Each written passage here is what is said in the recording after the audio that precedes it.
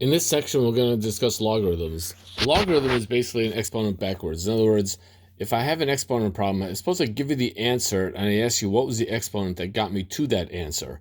Well, in this case, the exponent would be 3, and that's what logarithms is. What is the exponent that gets me to the answer? A way of writing this with logarithms, I would say that the log of 8 base 2 is equal to 3. That's how you write it. The log of 49 base 7, well, that means 7 raised to what power will give you 49? And of course, the answer is 2. 7 raised to the second power will give you 49. Similarly, if I would say the log of 7 base 49, 49 raised to what power gives you 7? Well, the answer is the 1/2 power, because 7 is the square root of 49, which is the 1/2 power. The graph of the log function looks like this, and it goes through that point 1 comma 0.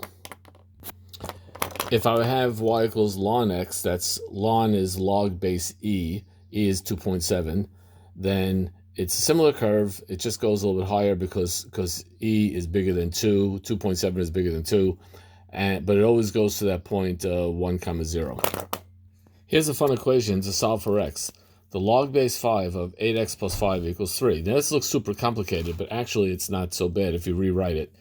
Because if I write this in its not log form, it's just saying that 8x plus 5 is equal to 5 to the third power. That's the definition of logs. And this is pretty easy to solve. And here are the steps. 8x plus 5 equals 5 to the third. 8x equals 125. Subtract 5 from each side. Divide each side by 8. And you get x equals 15.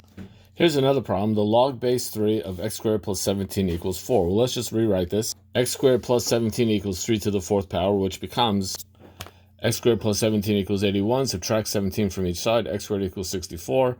X equals plus or minus 8.